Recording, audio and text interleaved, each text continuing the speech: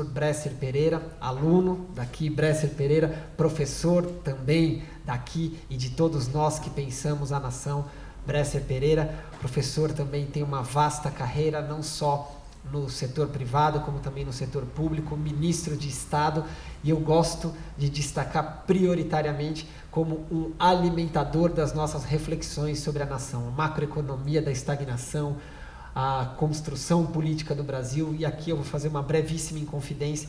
Faz 2 anos, o professor lançou um livro, então eu o li, achei interessantíssimo, falei, preciso levá-lo para falar lá na faculdade, organizamos o debate, era à tarde, quando ele vem entrando na São Francisco com um livro na mão, é um outro livro. Eu falei, mas como assim, que tá chegando com outro livro? Marcamos uma aula sobre um livro, está chegando com outro. Eis que ele entra, ele fala, não, é que esse aqui é o meu novo livro. Eu falei, mas aí não dá para acompanhar, professor, porque já está dando trabalho para a gente ler um livro, mas ainda bem que esta reflexão tem sido incessante e impulsionada pelo amor ao nosso país, pelo qual, mais uma vez, professor Bresser, agradeço muito a sua resposta, sempre em tempo recorde, quando é chamado para vir trazer aqui as suas reflexões compartilhadas conosco. Muito obrigado, e agora vamos ouvir nosso convidado, professor Bresser. Muito obrigado, Alessandro, pelo convite. É um grande prazer estar aqui de volta à minha casa original. E foi um enorme prazer assistir a esta conferência humanística maravilhosa do embaixador Recupero. Eu pensei em que título eu daria para a minha apresentação aqui, a minha palestra hoje. Afinal, decidi que a pergunta é por uma pergunta. Quando o Brasil voltará a pensar?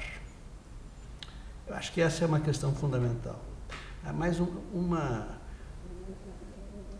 ainda um rodapé aqui para o Alessandro. O livro fundamental meu era aquele sobre o Brasil, é aquele que você queria que eu fizesse a conferência, que é a Construção Política do Brasil, que foi publicado em 2014. Depois teve já edição atualizada, 2. Mas o ano passado eu resolvi escrever e publicar um pequeno livro, que era um livro de intervenções, o título Em Busca do Desenvolvimento Perdido. Nome bonito, baseado em Proust, né? Mas era um modesto projeto de desenvolvimento para o Brasil. Era um artigo, um livro de intervenção, dadas as eleições que nós teríamos no final do ano, e então o novo governo, talvez, eu propunha então o que se devia fazer para o Brasil. Mas agora, hoje, eu não quero conversar sobre esse assunto, não. Quer dizer, a nossa crise é tão grave que não está na hora e o governo é tão terrível, tão desmoralizante, que não está na hora de falar de projetos. Não? Quer dizer, está na hora, fundamentalmente, a meu ver, de pensar, de entender o que está acontecendo, o que aconteceu, o que está acontecendo, né? Porque talvez daí, então, nós voltemos a pensar em projeto e em sair dessa crise. Não apenas da crise desencadeada, política desencadeada em 2013, não apenas do horror representado por esse senhor que está na presidência da República, né? Mas uma crise que, a meu ver, começa em 1980, quando o Brasil para de crescer. Quando o Brasil para de fazer o catching up, o alcançamento, para de crescer um pouco mais rapidamente do que os países ricos, então para de diminuir a diferença entre eles. Não só para, mas começa a aumentar essa diferença. Para vocês terem uma ideia, quer dizer, o Brasil até de 1950 a e é preciso também vocês tomarem em consideração o seguinte, colocarem o desenvolvimento do Brasil em uma perspectiva histórica. Não é? E o Brasil, não é? Agora, aproveitando o embaixador que falou do Brasil inteiro, então, 2 palavras, o Brasil que se atrasou profundamente na colônia. Que quando chega no Império, é uma sociedade profundamente atrasada, comparada com a americana, né? mas se transforma numa semi-nação em 1822. O Brasil realmente só vai, né, realmente crescer a partir de 1930. Quer dizer, então eu sempre digo que a partir de 1930 começa a formação do Estado-nação e a industrialização, ou as duas coisas somadas, acontece no Brasil a Revolução Capitalista Brasileira. Todos os países passam por revoluções capitalistas. A Inglaterra foi o primeiro a passar por essa revolução capitalista ainda no século XVIII. O Brasil foi só no século XX, entre 1930 e 1980. A partir de 1980, você pode considerar que o Brasil já era agora sim um país plenamente capitalista, mas também a partir de 1980, o Brasil para de crescer. O crescimento que tinha sido entre 1930 e 1980 de 4% per capita, foi o maior do mundo nesse período em termos per capita. Em termos per capita, apenas o Japão ganhou. Em termos brutos, o Brasil foi o maior crescimento desse período. Quer dizer, esse crescimento de 4% per capita cai para 0,8%. E esse 0,8% é dramático, é quase estagnação, inclusive porque se nós compararmos com os outros países. Se nós compararmos com os países ricos, né, onde você vê então o problema do catching up, os países ricos nesse período, desde 1980, cresceram a 1,7%, nós a 0,8%. Então nós ficamos muito para trás dos países ricos, bate com o que o embaixador Recupero falou. Se nós olharmos para os países em desenvolvimento, como nós, aí a coisa é pior. Eles cresceram a 3% per capita ao ano, nós 0,8%. Então, quer dizer, a crise começa realmente lá e nós precisamos entender, não é, por que isso acontece, por que a economia brasileira está estagnada desde 1980. Segundo, a gente precisa entender por que, a partir de 2013, o Brasil entra numa profunda crise política, que se completa com uma crise econômica a partir de 2015. E terceiro, né, nós precisamos entender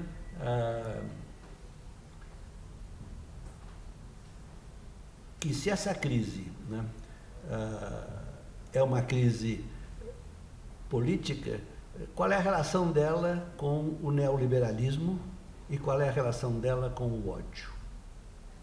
Aqui uma pequena divergência, embaixador, porque eu não tenho falado mais de medo. Eu tenho falado, desde 2014, eu comecei a falar, infelizmente, em ódio. Foi um artigo na revista do Rubens Barbosa, Interesse Nacional, em que eu já detectava que surgia no Brasil uma coisa chamada ódio. Eu vou voltar a isso. Então, por que o Brasil parou em 1980? Você pode dizer que também o mundo parou em 1980, até, mas não muito menos. Mas, porque houve uma mudança fundamental em 1980. Em 1980 acontece a virada neoliberal, de neoliberal turn. Significa que Margaret Thatcher e Ronald Reagan chegam ao poder e as ideias neoliberais que vinham sendo gestadas desde os anos 30, e especialmente no pós-guerra, com Hayek, Milton Friedman, essas ideias de um liberalismo econômico radical, né, vão se tornar dominantes a partir de 1980. Isso significa o seguinte, que no período em que o Brasil estava realizando a sua revolução industrial e capitalista, numa base sempre nacionalista, desenvolvimentista, 30, 80, nesse período o mundo também estava numa fase desenvolvimentista. Não era o liberalismo econômico, o liberalismo econômico havia se desmoralizado, não é, com a grande crash da Bolsa de Nova York de 29 e a grande depressão dos anos 30. Então foi abandonado, então o período de 1930 até 1980 é para a Europa e para os Estados Unidos, claro, um período que eu considero desenvolvimentista, um desenvolvimentismo democrático que começou nos Estados Unidos com o New Deal e que chegou no seu auge na Europa com os anos dourados, ou a era de ouro do capitalismo, ou como os franceses dizem, os 30 anos gloriosos do capitalismo. Tudo isso terminou em torno de 1980. Todo esse é o período de Keynes, é o período, né, de uma intervenção moderada do Estado, né, e de uma ideia de nação, que são as duas coisas fundamentais de um período desenvolvimentista. A meu ver, a história do capitalismo, ela é uma história em que você tem duas formas de organização econômica do capitalismo. Essas duas formas são o desenvolvimentismo. Eu tive que inventar uma palavra para isso. Essa palavra não é uma palavra, digamos, normalmente aceita com esse sentido. E o outro é o liberalismo econômico. Na verdade, eu me perguntei, quando se trata de organizar economicamente o capitalismo, qual é a alternativa à organização liberal do capitalismo? A organização liberal ou neoliberal? Quer dizer, a organização liberal ou neoliberal é o Estado sair de todas as atividades econômicas, exceto o equilíbrio das contas públicas. A única função do Estado é garantir a propriedade dos contratos no plano econômico. O resto, o mercado faz. Então, se essa é uma forma de organizar o capitalismo, existe evidentemente uma outra, né? Então, que não tem nome. Então, eu sugeri, num trabalho há 1 ano e meio atrás, que esse nome fosse desenvolvimentismo. Pode ser outro, economia mista, se vocês quiserem, né?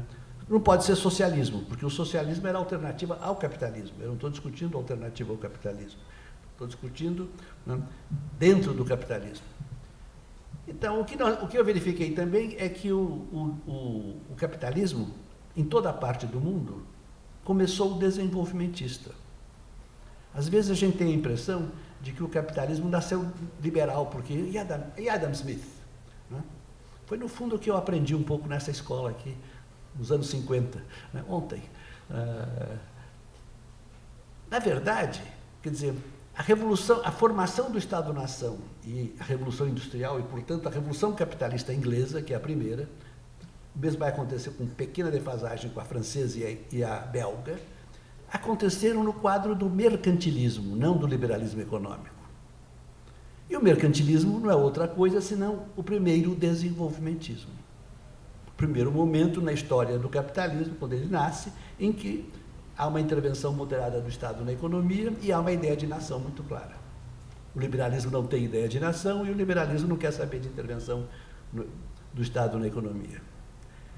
Na verdade, se vocês olharem um pouco mais atentamente a história do capitalismo, vocês vão verificar que todos os países, sem exceção, até agora ninguém foi capaz de me mostrar uma exceção, ao realizarem a sua revolução capitalista, a sua revolução industrial e nacional, esse país a fez no quadro do desenvolvimentismo.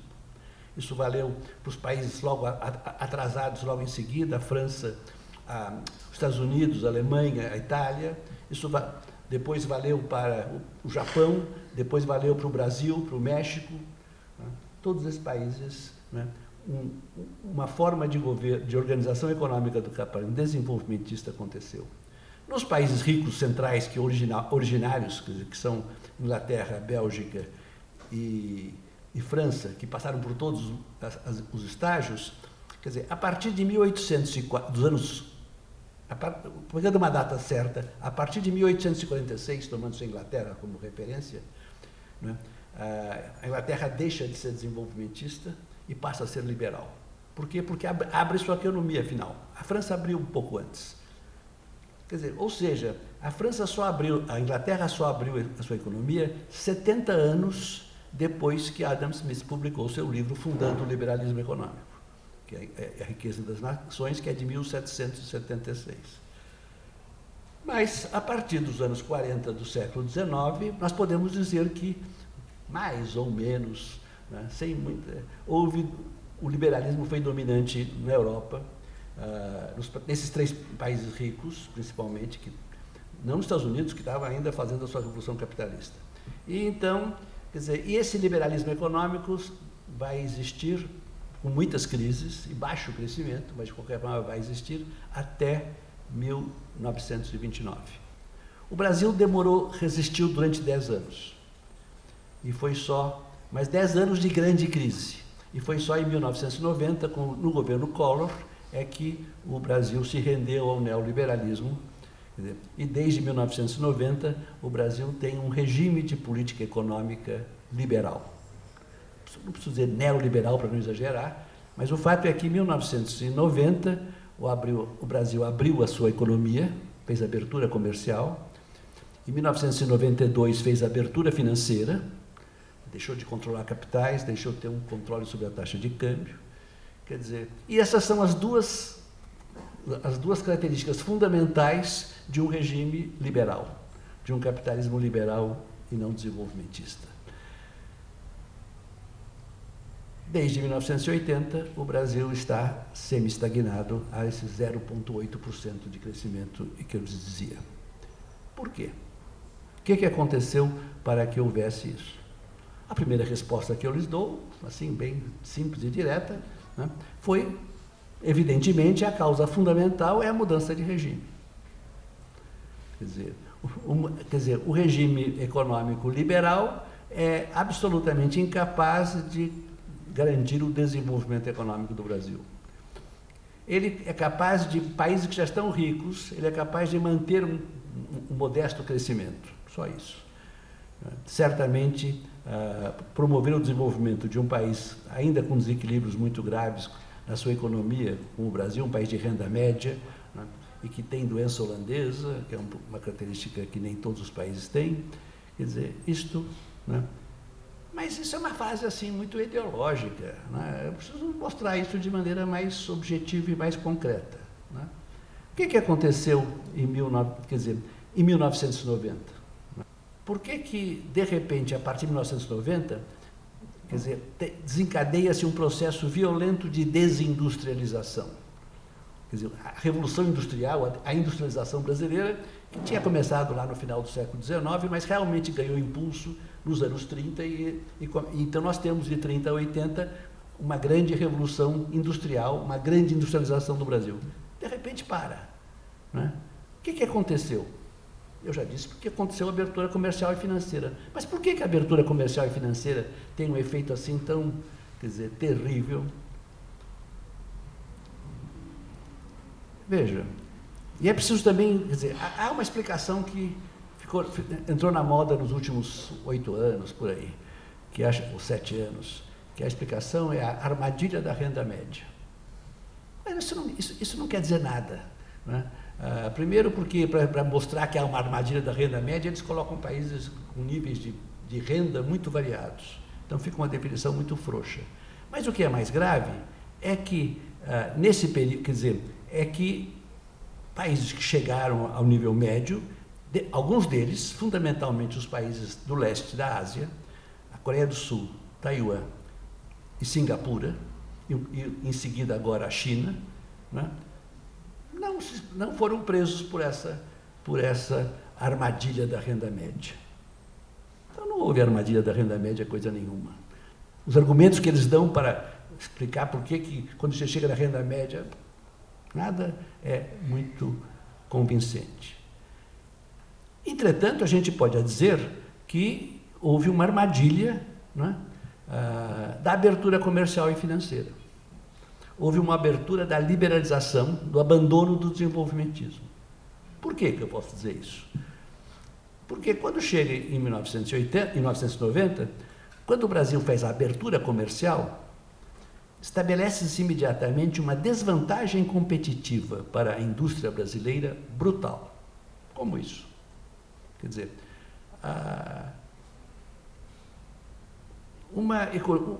para que um setor industrial, né, seja competitivo no plano internacional, ele precisa, além da produtividade que ele deve ter, tecnologia, isso, aquilo, é preciso que a sua taxa de câmbio, desculpem, taxa de câmbio não é uma coisa que a Faculdade de Direito, eu imagino, gosta de falar, mas vocês precisam falar dela, né? É preciso que a sua taxa de câmbio seja competitiva, que a sua taxa de câmbio flutue, de acordo com a oferta e a procura, em torno de um preço, de um valor que seja competitivo. O que quer dizer um preço competitivo? Que permita que as empresas industriais que utilizam a melhor tecnologia existente no mundo sejam competitivas. Okay?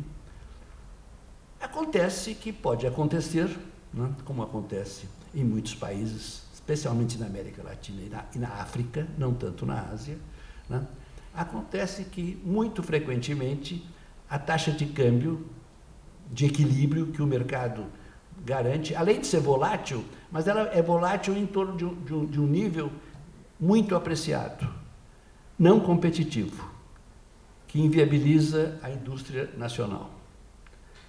Isso é por causa da famosa doença holandesa. É uma das duas causas de uma taxa de câmbio apreciada no longo prazo.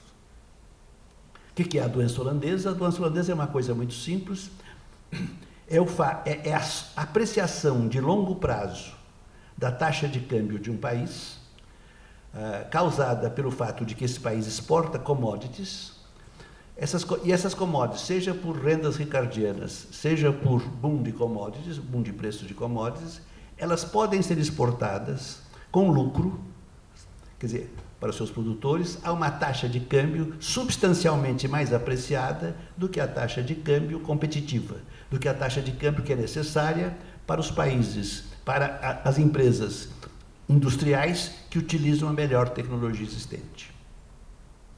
Essa é a diferença. Essa diferença em países exportadores de petróleo, cujo custo de exploração do petróleo é muito baixo, como a Venezuela ou a Arábia Saudita, é muito forte, é muito grande. No Brasil, em que a origem da doença holandesa tradicionalmente foi o café, mais tarde foi a soja e o minério de ferro e outros, quer dizer, essa doença holandesa é menor. Mas e ela varia de acordo com o preço das commodities, mas, assim, grosso modo, para ficar assim, simplificar violentamente as coisas, uns 20%, mais ou menos, ela deve causar de apreciação cambial, se não for neutralizada. A outra causa para que a doença holandesa, a outra causa para a taxa de câmbio ser alta, ser apreciada, é baixa. Apreciada não é, juros altos. Então, a partir de 1990, nós deixamos de neutralizar a doença holandesa ao fazer a abertura comercial. E, a partir de 1992, com a abertura financeira, nós passamos a ter taxas de juros muito altas para atrair capitais, e a nossa taxa de câmbio também se apreciou por esse motivo. Mas, para ser verdade isso, é preciso que antes, no período de grande crescimento, né, a taxa de câmbio fosse competitiva, que a doença holandesa fosse neutralizada de um lado e que a taxa de juros do outro lado fosse baixa. Não é? Pois bem, era isso mesmo que acontecia. Como é que se neutraliza normalmente? E muitos países neutralizavam a sua doença holandesa sem saber, porque o modelo da doença holandesa, a primeira vez que houve um paper sobre isso é em 1982.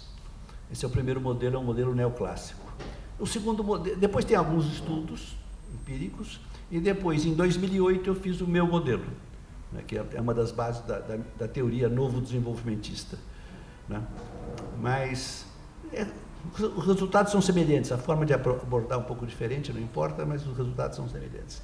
De forma que, nos anos 80, muito antes disso, né, 90, não se sabia o que era a doença holandesa. No entanto, muitos países, certamente o Brasil, neutralizavam a sua doença holandesa. E a forma que eles neutralizavam, intuitivamente, era, pragmaticamente, se quiserem, era de duas coisas. Primeiro, havia uma neutralização em relação ao mercado interno. Isso se faz através de tarifas de importação sobre os manufaturados. Quer dizer, eu tenho uma amiga, minha colega hoje, mas foi minha aluna de doutorado há muitos anos, né, e é uma alta especialista em Organização Mundial do Comércio. Alguns anos atrás eu disse para ela assim, Vera, né, tarifa é câmbio. Se você eleva a tarifa as tarifas aduaneiras de um país, né, digamos em 20%, isso significa que você depreciou a sua moeda em termos de importação, né, em relação ao mercado interno em 20%. Ela tomou um susto, porque na OMC é proibido falar em taxa de câmbio. Não se fala, é proibido falar. Então, quer dizer, se você cria uma tarifa aduaneira alta, você neutralizou a doença holandesa no plano do mercado interno. A tarifa aduaneira brasileira, quando eu fui ministro, em 1987, era 45%. Isso foi um cálculo feito pelo presidente da Comissão de Política Aduaneira, Zé Tavares, que me trouxe. Era excessiva. Eu não sabia de doença holandesa, eu fiquei indignado e falei, agora isso não é um caso de indústria infante, porque há uma, da teoria econômica, desde Hamilton e List, há uma ideia que quando a indústria infante, a indústria está começando, a indústria nascente, são legítimas tarifas altas para proteger essa indústria infante. Mas é só por algum tempo, depois a indústria que amadurece e trata de ser competitiva e ponto final. Quer dizer, com o novo desenvolvimentismo, com essa teoria que eu venho desenvolvendo nesses últimos 20 anos, né, se verifica que existe uma outra causa, uma outra condição na qual tarifas aduaneiras altas são legítimas, não são protecionismo, porque protecionismo para mim é ilegítimo por definição. Quer dizer, e isso é o caso da doença holandesa, quando ela é usada para neutralizar a doença holandesa. Eu acho que não precisava 44%, uns 20 e poucos por cento era suficiente, 25% talvez. Não importa. O fato é que, quando chega em 1990, a tarifa aduaneira do Brasil baixa de 45% para 12%. Então, foi uma baixa violenta.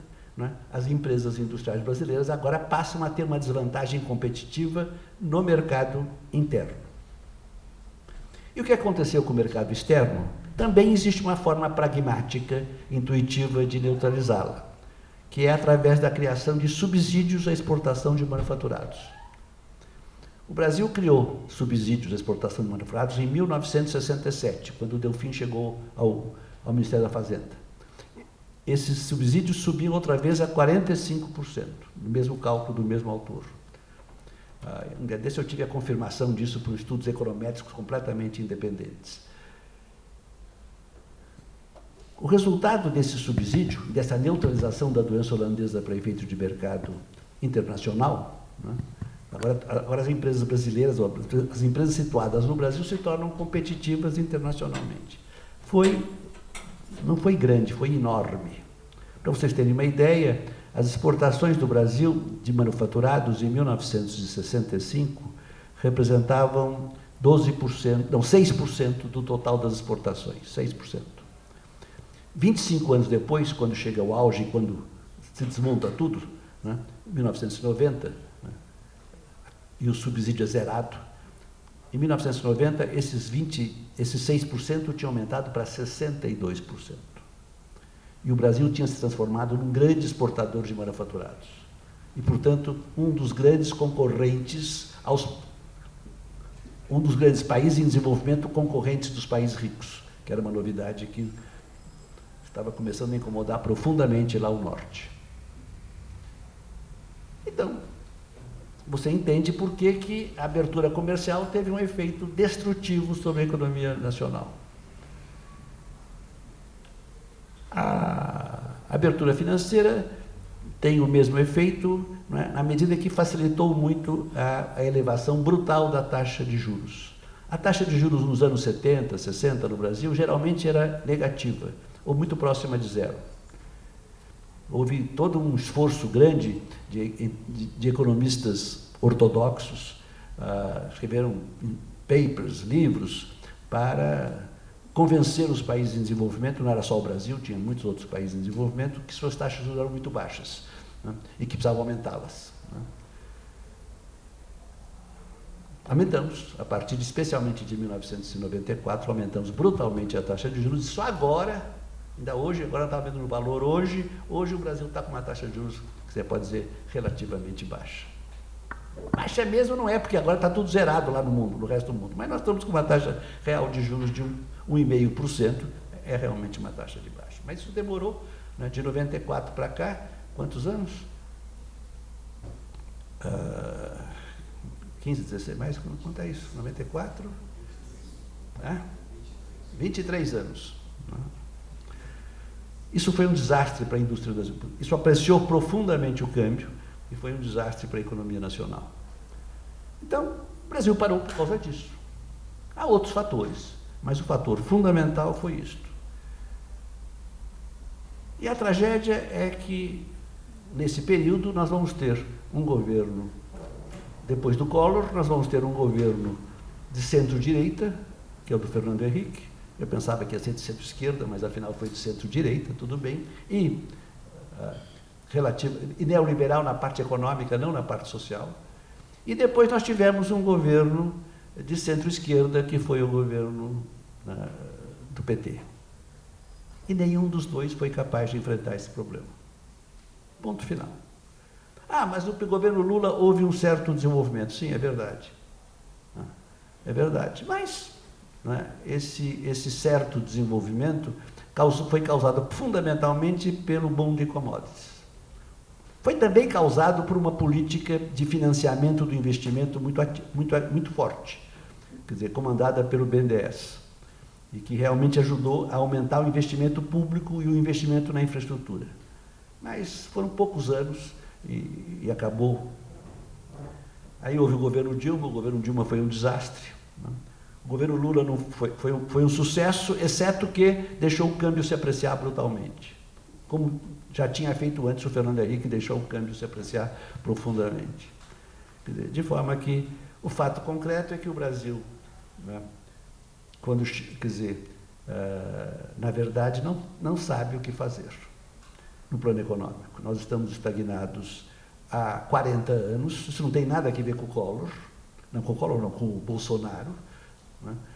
Bolsonaro está aí há 10 meses. Nós estamos...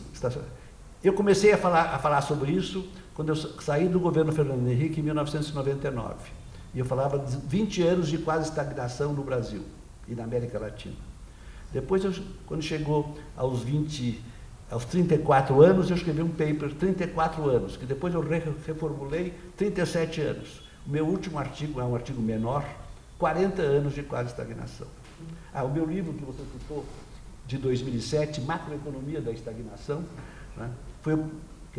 foi onde eu mais sistematicamente procurei explicar o que estava acontecendo na economia brasileira. E foi engraçado, 2007, que era quando a economia estava bombando graças ao preço das commodities. Enfim. Então, agora, aí vem uma crise política. Aí vem um mau governo. O governo Dilma foi um mau governo. Quer dizer, a senhora é uma mulher honesta e republicana, cheia de espírito público, mas é completamente incompetente no plano econômico e no plano político. Mostrou-se. E então cometeu uma série de erros. O grande acordo político que o Lula tentou fazer, com os empresários foi abandonado. Os empresários, a taxa de lucro dos empresários no governo da Dilma caíram violentamente, não por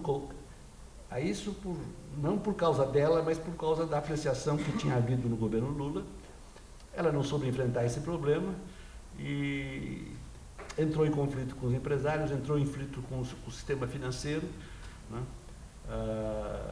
cometeu erros em relação aos preços da Petrobras, em relação aos preços da energia elétrica, e no final do governo dela entrou por uma política absurda de desoneração fiscal e de gasto público, que realmente foi uma coisa lamentável.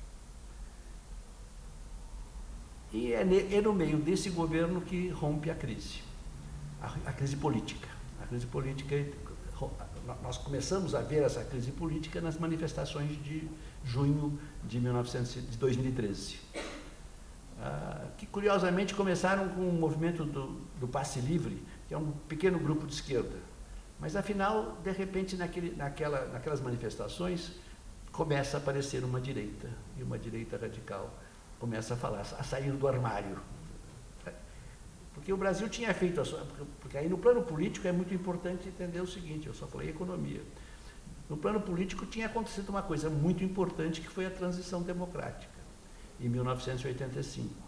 E essa transição foi o resultado de um acordo político que foi realizado, começou a ser estruturado a partir já do final dos anos 70, eu localizo especificamente, recupero, no pacote de abril, e quando pela primeira vez a burguesia começa a protestar, pacote de abril de 1977. A partir dali começou-se a haver um processo de integração social, de construção de um pacto político democrático, que afinal deu nas diretas já, né? Nas eleições de governadores democráticos, como Montoro, como o Tancredo, né? Em 1982, isso, 82, e as diretas já em 1984, e afinal a transição democrática em 85. E aí isso foi uma coisa muito importante. E o Brasil teve uma Constituição, e essa Constituição era uma Constituição social-democrática e desenvolvimentista. Um pouco utópica, tudo bem, é verdade, mas uma bela Constituição democrática e desenvolvimentista. Quer dizer, e é isso, é essa Constituição é que entra em crise, né, em 2013, com o aparecimento de uma ela já estava sob ataque do neoliberalismo, né, mas ela realmente entra em crise em 2013, né, com o aparecimento de uma esquerda. O que é impressionante é que essa crise se transformou em ódio. E isto, não é, é uma coisa muito violenta. Não é? Por que ódio? Não é? Quando houve 64, por exemplo, eu me lembro bem, não é? O Recupero também deve lembrar bem de 64. Naquela época não havia ódio. O que havia, a burguesia realmente teve, foi medo, aí sim. Aí houve medo, porque havia a Revolução Cubana de 1959, de forma que, quer dizer, a esquerda tinha, não jogular, mas a esquerda tinha radicalizado, a direita também radicalizou, ficou e surgiu o medo, e o medo, então, alimentou o golpe militar, e o golpe aconteceu. Não é? Mas agora não, agora era uma coisa muito diferente, agora realmente havia uma manifestação de ódio muito grande. Isso certamente está associado com o surgimento de uma extrema esquerda, de extrema direita. O Brasil nunca teve extrema direita, pelo menos que aparecesse. Houve uma tentativa do Plínio Salgado, mas que lá nos anos 30 que abortou. Agora não. E a extrema direita, o ódio faz parte da lógica, né, da extrema direita. Isso sempre fez. Né? Então talvez isso seja uma explicação.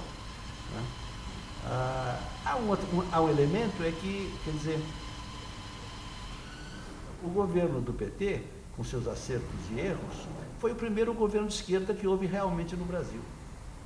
Quer dizer, e uma burguesia que sempre dominante, tranquila, né, e beneficiária de uma desigualdade enorme, né, quer dizer, percebeu que não só já estava ficando já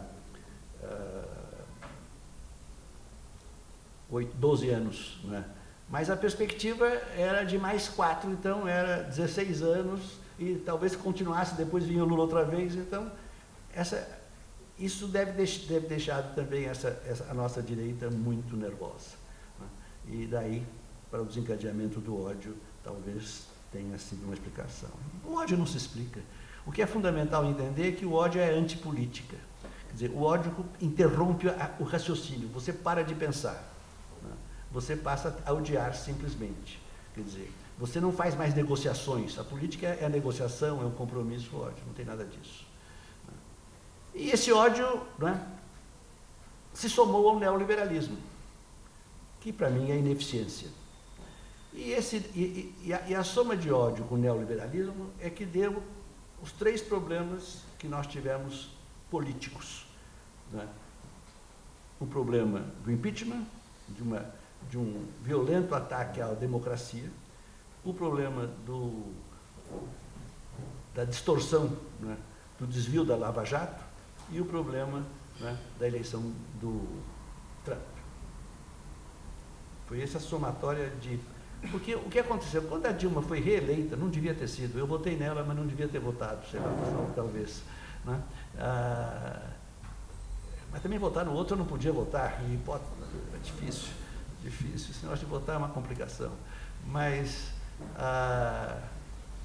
quando ela foi eleita, em seguida que ela é eleita, em 2000, ela some, né? Foi eleita por uma pequena vantagem, some durante 2 meses, e aí, em janeiro, né, os brasileiros tomam conhecimento de que havia uma grande recessão, que ela também tomou conhecimento ali naquela hora, né?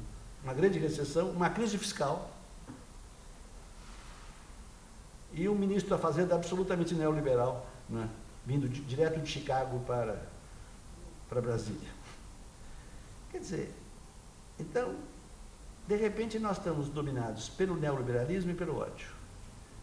E foi isso que deu impeachment, foi isso que deu a distorção da Lava Jato e que deu o Bolsonaro. Por quê?